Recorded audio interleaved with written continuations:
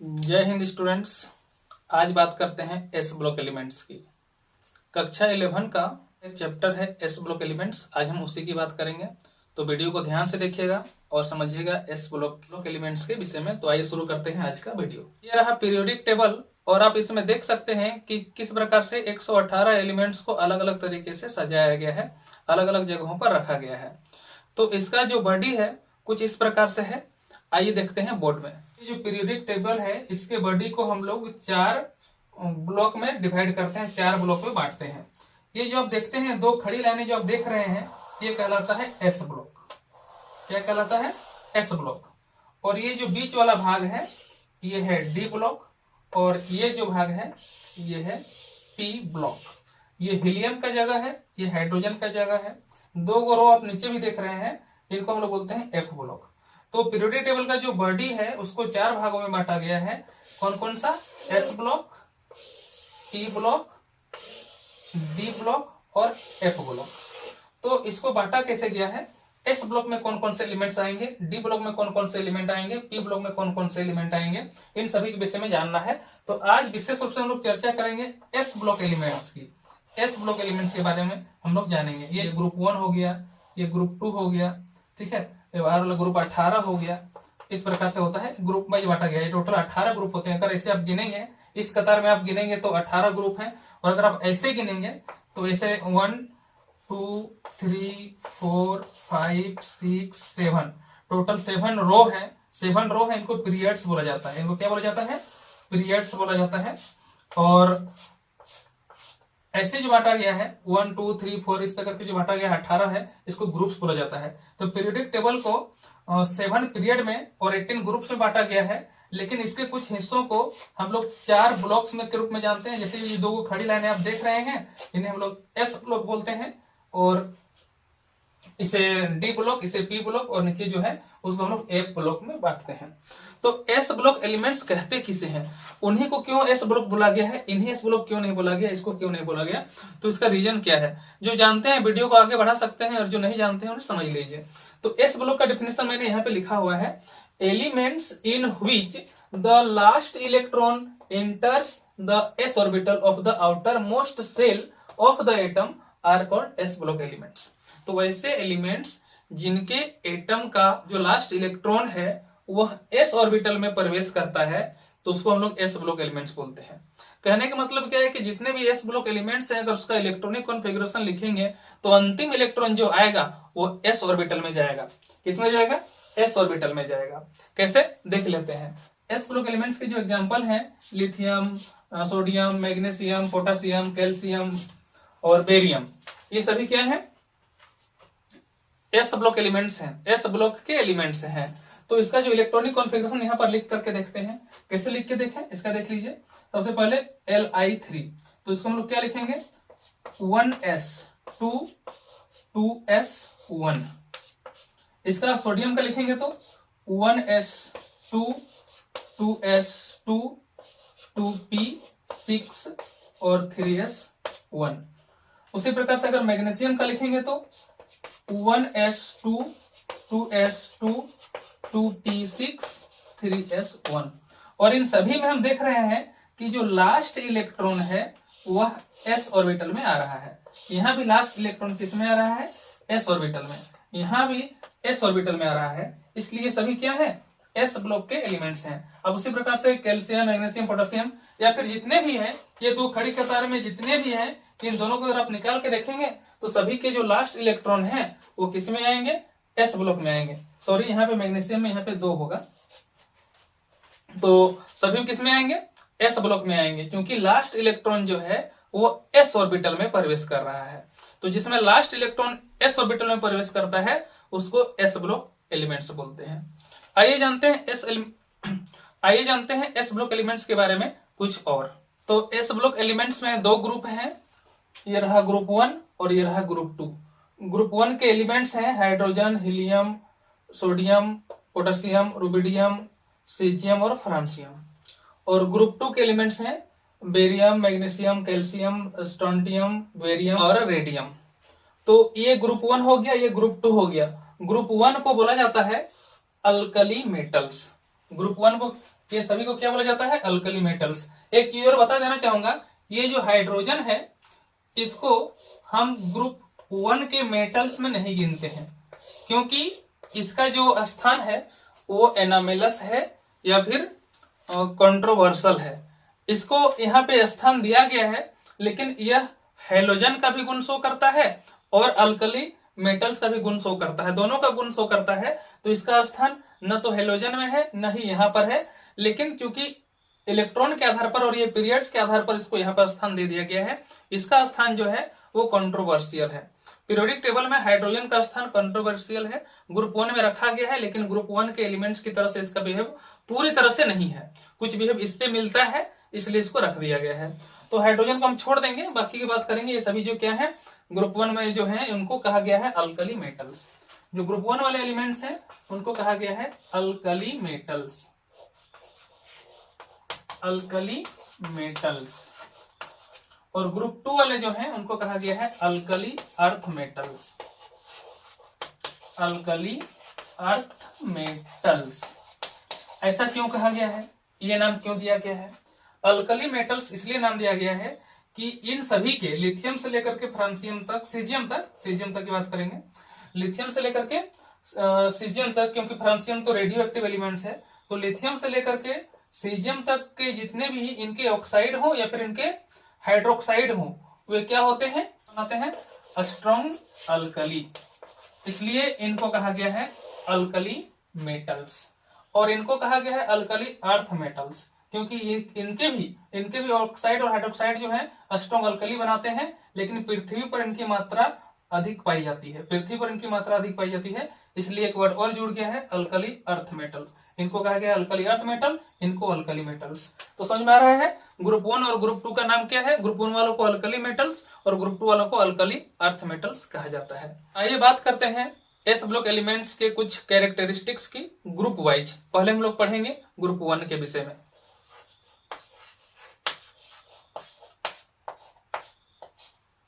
Group 1, तो group 1 के जो एलिमेंट्स हैं इनको याद करने का एक मैं शॉर्ट ट्रिक बता देता हूं, इससे आप बहुत आसानी से याद कर सकते हैं। कौन कौन है? लिथियम है, सोडियम है, पोटेशियम है, रुबिडियम है, सीजियम है, फ्रांसियम है। तो एक शॉर्टकट ट्रिक है, लीना ना करण रवि कैसे फ्रेंड, इससे आप आसानी से याद कर सकते हैं। लीना ना करण रवि कैसे फ्रेंड, आसानी से याद हो जाएगा। उसी प्रकार से ग्रुप 2 वालों को भी आप याद कर सकते हैं, बेटा मांगे कन्या सुंदर बाप राजी। एक ये तो कोई मतलब ट्रिक हो गया, एक तो ऐसे ही है ना, इस प्रकार से आप इसको याद कर सकते हैं। तो मैंने बता दिया, दोनों को याद करने का तरीका आप याद कर सकते हैं। आइए देखते हैं ग्रुप 1 के कुछ कैरेक्टरिस्टिक्स के विषय में। तो पहला कैरेक्टरिस्टिक हम लोग जो जानेंगे उसका है इलेक्ट्रॉनिक कॉन्फ़िगरेशन। इलेक्ट्रॉनिक कॉन्फ़िगरेशन,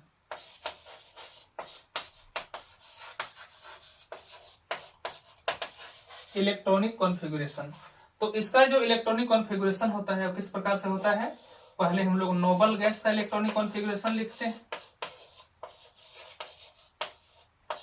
और उसके बाद लिखते हैं NS1। यही है ग्रुप 1 की पहचान, यहाँ पे 1 आता है NS1, ये ग्रुप 1 की पहचान हो गई। किस प्रकार से? आइए कुछ एग्जांपल देख लेते हैं। पहला एग्जांपल लेते हैं सोडियम का, एटॉमिक नंबर कितना है? 11। इसका अगर हम लोग इलेक्ट्रॉनिक कॉन्फ़िगरेशन लिखते हैं तो किस प्रकार से लिखते हैं? 1s2 2s2 2p6 3s1। यहाँ पर अगर हम देखेंगे 2 2 4 और 6 10, तो 10 तक जो पूरा है ये किसका इलेक्ट्रॉनिक कॉन्फ़िगरेशन है? ये है नोबल गैस का। कौन सा नोबल गैस का? 10। कौन नोबल गैस का एटॉमिक नंबर होता है? नियोन का। तो ये है नियोन का इलेक्ट्रॉनिक कॉन्फ़िगरेशन, हम लोग नियोन लिख देंगे। ऐसे लिख दिया मतलब इतना इलेक्ट्रॉनिक कॉन्फ़िगरेशन हो गया 10 तक का, ठीक है। बाद में कौन बचा? 3s1। तो इस टाइप में हो गया ना नोबल गैस, और NS1, N की जगह पे 3, S की जगह पे S है ही, 1 तो 1 है ही। इस प्रकार से इलेक्ट्रॉनिक कॉन्फ़िगरेशन का फॉर्मेट होता है ग्रुप 1 वाला का। अब जितना का भी लिखेंगे सबका ऐसा ही आएगा। एक और एग्जांपल लेते हैं पोटेशियम का। अगर हम लोग लेते हैं पोटेशियम का, इसका होता है 19 होता है। तो इसे पोटेशियम से पहले का नोबल गैस कौन सा है? पोटेशियम के पहले का नोबल गैस है आर्गन, जिसका एटॉमिक नंबर होता है 18। तो हम लोग कुछ नहीं करेंगे, सिर्फ लिख देंगे यहाँ पे आर्गन। इसका मतलब हम लोग यहाँ तक ने लिख लिया, आर्गन तक का इलेक्ट्रॉनिक कॉन्फ़िगरेशन लिख लिया। और आर्गन का थर्ड सेल पूरा होता है। कैसे जानेंगे थर्ड सेल पूरा होता है? आर्गन थर्ड पीरियड में आता है। किसमें आता है? आर्गन को क्या देखेंगे पीरियोडिक टेबल में, तो आर्गन जो तीसरे नंबर पीरियड में आता है, ग्रुप 18 में तीसरा नंबर में आता है आर्गन। तो तीसरा नंबर है, यानी कि 3 सेल है। और हम जानते हैं कि नोबल गैस का जो आउटर मोस्ट सेल होता है वो पूरा होता है, यानी कि थर्ड सेल पूरा है। तो इसके बाद हम लोग क्या लिखेंगे? 4 लिखेंगे। थर्ड मतलब थर्ड सेल पूरा है तो 4s, सबसे पहला सेल क्या होगा? s होगा, 4s लिखेंगे। कितना लिखेंगे? 18 तो हो चुके हैं, 4s में 1 डालेंगे, 4s1। तो आर्गन का पूरा हो गया, पोटेशियम का हो गया आर्गन 4s1। तो इलेक्ट्रॉनिक कॉन्फ़िगरेशन पहला कैरेक्टरिस्टिक है जो कि कुछ इस प्रकार का होता है। मैंने आपको एग्जांपल दे दिया। तो ग्रुप 1 का पहला कैरेक्टरिस्टिक हमने जाना। दूसरा कैरेक्टरिस्टिक जानते हैं, ग्रुप 1 का सेकेंड कैरेक्टरिस्टिक जानते हैं। दूसरा कैरेक्टरिस्टिक है atomic and ionic radii. Atomic and ionic radii. Ionic radii ये रेडियस का प्लूरल है। हम लोग जानेंगे एटॉमिक और आयोनिक रेडाई के विषय में जानेंगे ग्रुप 1 का। तो ग्रुप 1 के एलिमेंट्स जो है वो है lithium, sodium, potassium, rubidium, caesium और फ्रांसियम। ये हो गया ग्रुप 1 के एलिमेंट्स हो गए, अल्कली मेटल्स हो गए। और इसको इस प्रकार का इसका ग्रुप है। तो इसमें हम लोग एटॉमिक और आयोनिक रेडियस जानेंगे, रेडाई जानेंगे कि इसका रेडियस क्या होगा, इसका कैसा होगा, इसका कैसा होगा, इसका कैसा होगा। रेडियस का माप हम लोग नहीं जानेंगे, हम लोग जानेंगे कि किस प्रकार से बदलेगा इस ग्रुप में, इसका रेडियस किस प्रकार से बदलता है। तो ऊपर से नीचे जो आते हैं तो इसका एटॉमिक रेडियस इंक्रीज होता है, एटॉमिक रेडियस इंक्रीज होता है।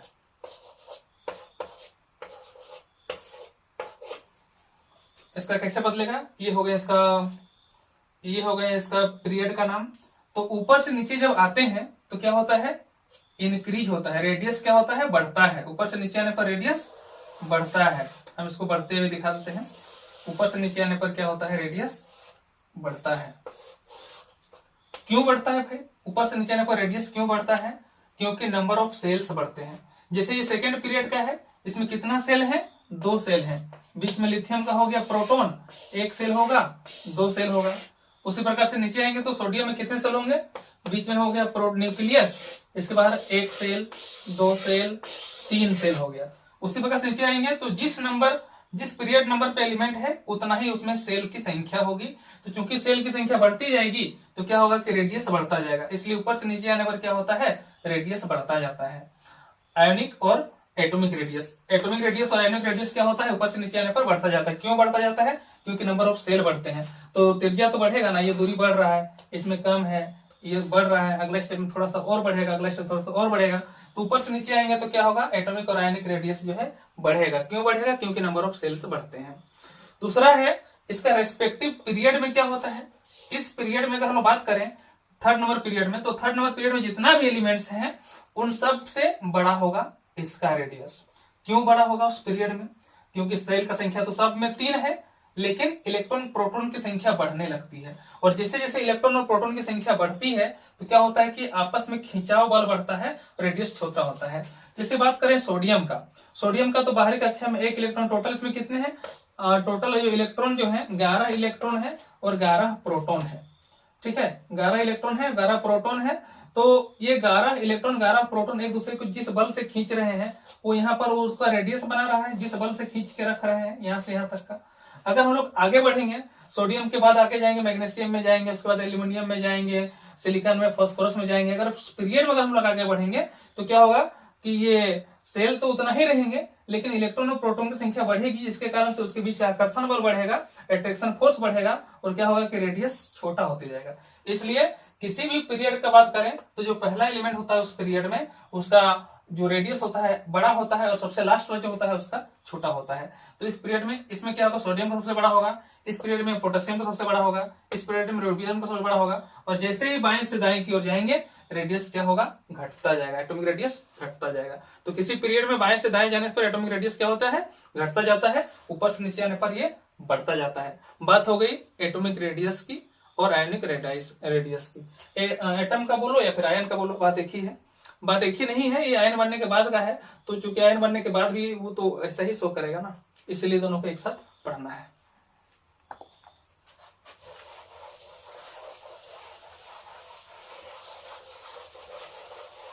तीसरा कैरेक्टरिस्टिक है आयोनाइजेशन एंथैल्पी।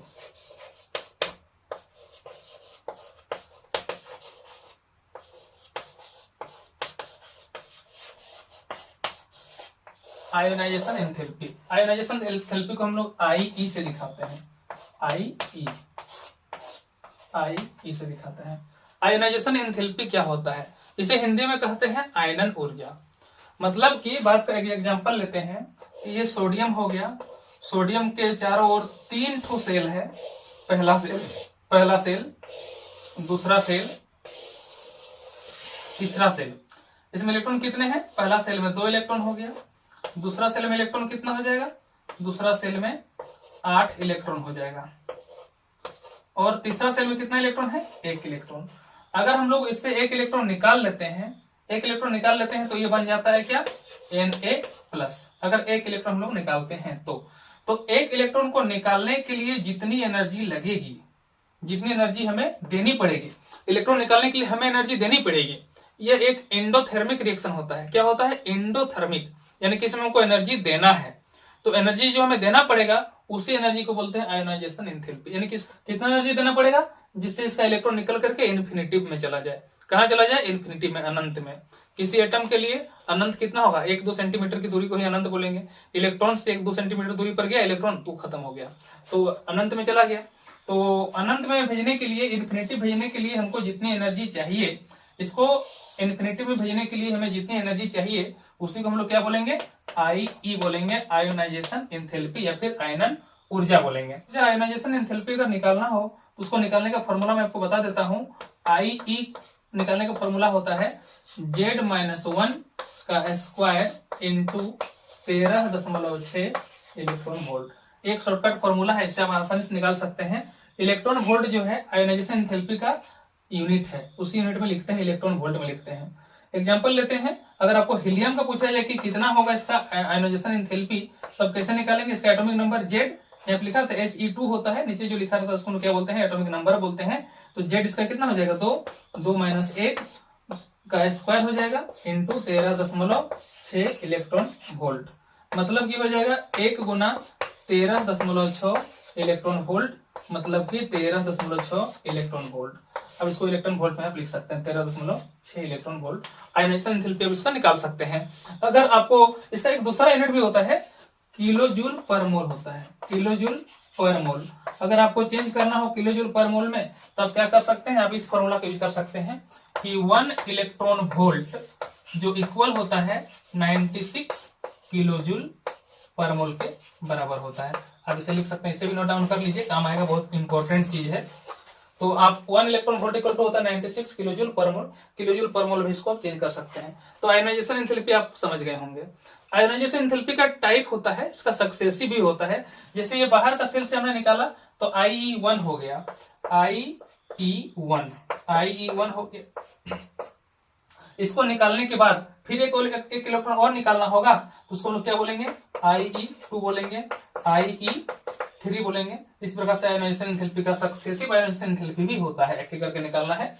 तो आप इसे समझ गए होंगे, आयोनाइजेशन एंथैल्पी किसे बोलते हैं, बाहरी कक्षा से, यानी कि किसी इलेक्ट्रॉन को उस कक्षा से निकाल देने के लिए जितनी ऊर्जा लगेगी, उसको हम लोग क्या बोलते हैं, आयोनाइजेशन एंथैल्पी बोलते हैं। और हमें वही कैरेक्टरिस्टिक समझना है, आयोनाइजेशन एंथैल्पी किस प्रकार से चेंज होता है ग्रुप 1 में।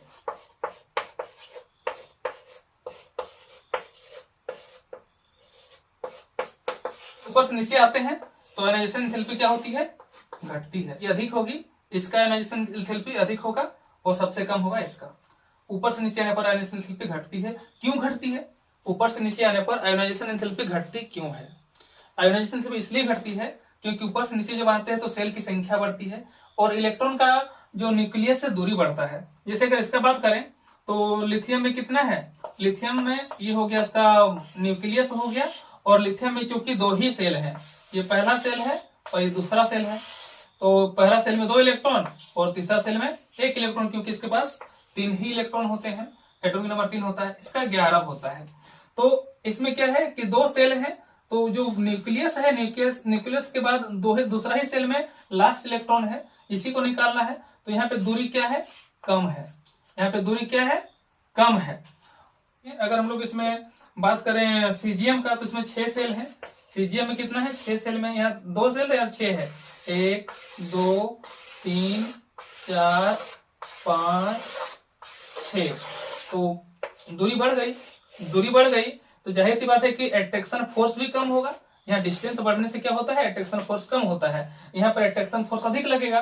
तो इसको निकालने के लिए यहाँ से 1 इलेक्ट्रॉन अगर हम लोग इसको निकालते हैं, यहाँ से बाहर करते हैं, तो हमें अधिक ऊर्जा देनी पड़ेगी, और यहाँ अगर हम लोग इलेक्ट्रॉन को निकालते हैं तो कम ऊर्जा देनी पड़ेगी, क्योंकि यहाँ दूरी ज्यादा है तो आकर्षण बल कम हो गया है, यहाँ दूरी कम है तो अट्रैक्शन फोर्स अधिक है, अट्रैक्शन फोर्स अधिक है, आकर्षण बल अधिक है। इसलिए ऊपर से जब नीचे आते हैं तो जैसे जैसे सेल का साइज बढ़ते जाता है, आयनन ऊर्जा घटती जाती है, आयोनाइजेशन एंथैल्पी घटती जाती है। तो तीसरा कैरेक्टरिस्टिक हम लोगों ने देखा आयोनाइजेशन एंथैल्पी का, जो कि ग्रुप में क्या होता है, ऊपर से नीचे आने पर क्या होता है, घटती जाती है। और उस पीरियड में क्या होगा, अगर हम लोग आगे बढ़ेंगे इस प्रकार से, तो इस पीरियड में क्या होगा, आयोनाइजेशन एंथैल्पी बढ़ती जाएगी। क्यों बढ़ती जाएगी, क्योंकि इलेक्ट्रॉन और प्रोटॉन की संख्या बढ़ेगा, आपस में आकर्षण बल बढ़ेगा, और आकर्षण बल बढ़ेगा, अट्रैक्शन फोर्स बढ़ेगा, तो हमें अधिक एनर्जी देनी पड़ेगी, अधिक एनर्जी दे करके इलेक्ट्रॉन निकालना पड़ेगा। इसलिए लेफ्ट से राइट की ओर जाएंगे किसी पीरियड में तो आयोनाइजेशन एंथैल्पी क्या होगी, बढ़ेगी। ग्रुप 1 के जो जनरल कैरेक्टरिस्टिक हैं वो आपको समझ में आ गए होंगे। हम अगले वीडियो में देखेंगे ग्रुप 2 के जनरल कैरेक्टरिस्टिक्स के विषय में। तब तक के लिए बाय।